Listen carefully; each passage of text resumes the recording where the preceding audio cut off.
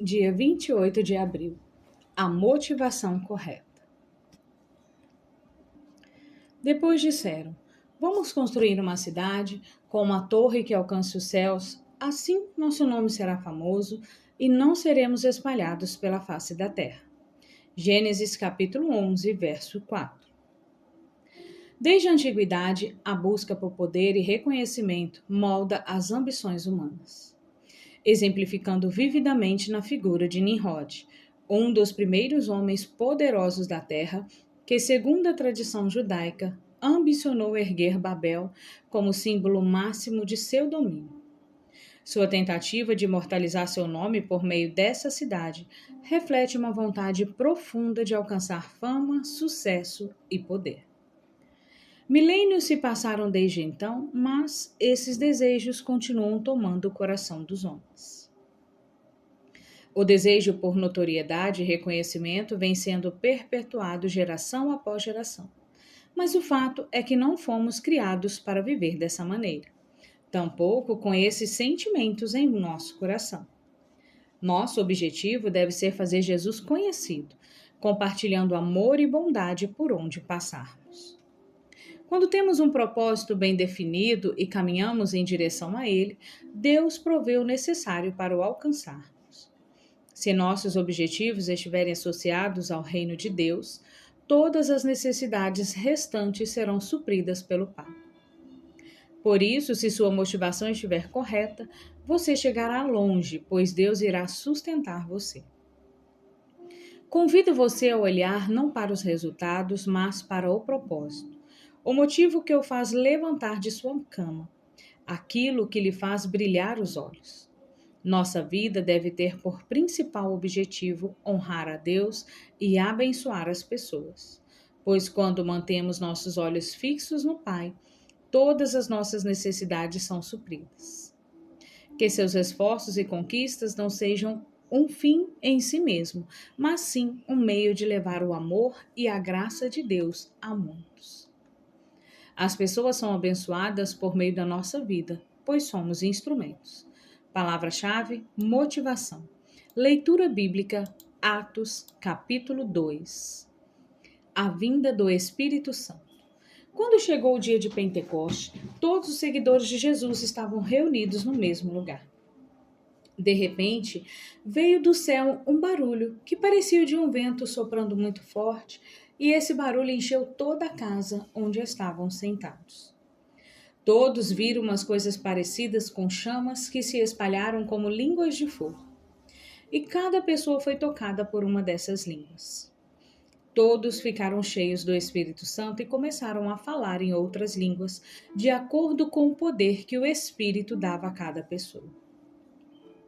Estavam morando ali em Jerusalém judeus religiosos vindos de todas as nações do mundo. Quando ouviram aquele barulho, uma multidão deles se ajuntou e todos ficaram muito admirados, porque cada um podia entender na sua própria língua o que os seguidores de Jesus estavam dizendo.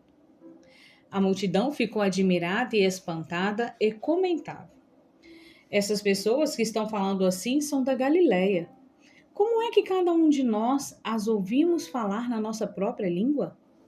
Nós somos da Pártia, da Média, do Elão, da Mesopotâmia, da Judéia, da Capadócia, do Ponto, da província da Ásia, da Frígia, da Panfilha, do Egito e das regiões da Líbia que ficam perto de Cirene. Alguns de nós são de Roma.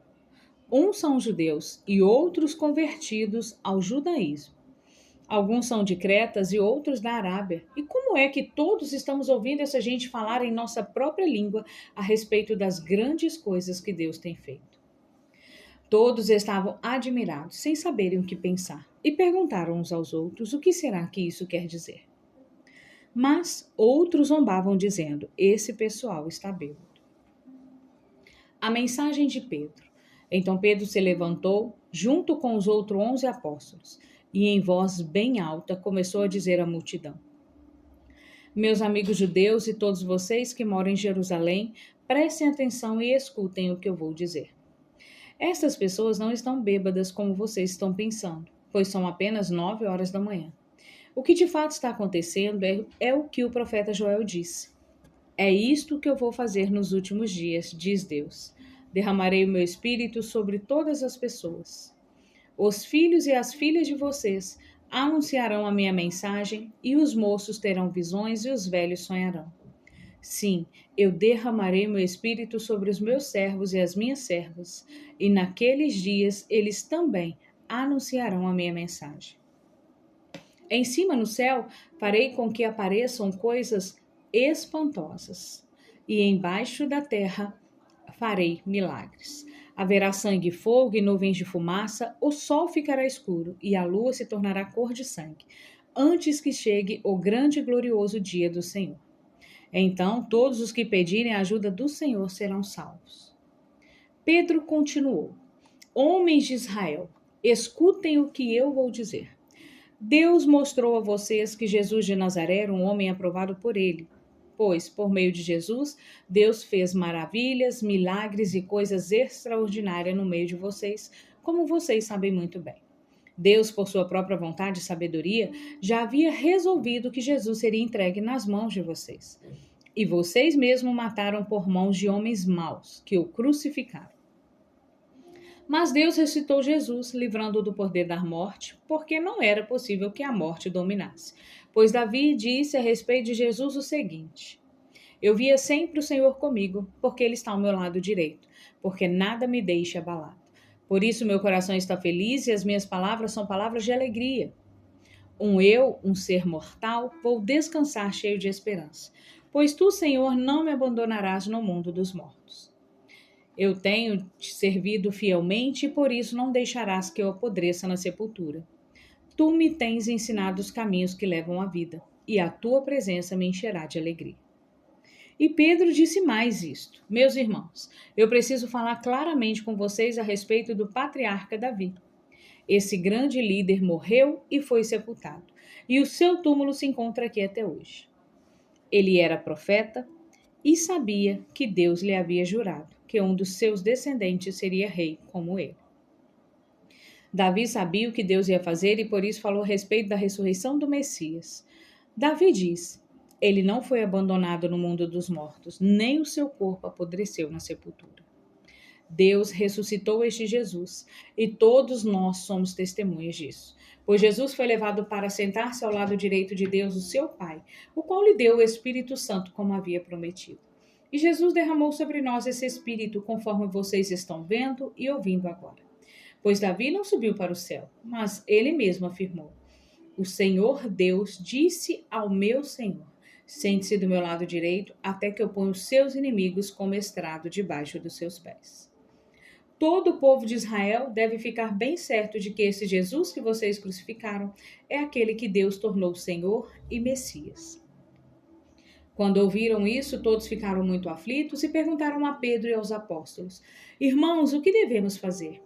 Pedro respondeu: Arrependam-se e cada um de vocês seja batizado em nome de Jesus Cristo, para que os seus pecados sejam perdoados, e vocês receberão de Deus o Espírito Santo. Pois essa promessa é para vocês, para os seus filhos e para todos os que estão longe, isto é, para todos aqueles que o Senhor nosso Deus chamar. Pedro continuou a dar seu testemunho e, com muitas outras explicações, procurou convencê-los, dizendo: Saiam do meio dessa gente má e salvem-se. Muitos acreditaram na mensagem de Pedro e foram batizados. Naquele dia, quase 3.000 se juntaram ao grupo dos seguidores de Jesus. E todos continuavam firmes, seguindo os ensinamentos dos apóstolos, vivendo em amor cristão, partindo o pão juntos e fazendo orações. A vida dos primeiros cristãos. Os apóstolos faziam muitos milagres e maravilhas e por isso todas as pessoas estavam cheias de temor. Todos os que criam estavam juntos e unidos e repartiam um com os outros os que tinham. Vendiam as suas propriedades e outras coisas e dividiam o dinheiro com todos, de acordo com a necessidade de cada um. Todos os dias, unidos, se reuniam no pátio do templo e nas suas casas partiam pão. E participavam das refeições com alegria e humildade. Louvavam a Deus por tudo e eram estimados por todos. E cada dia o Senhor juntava ao grupo de pessoas que iam sendo salvas.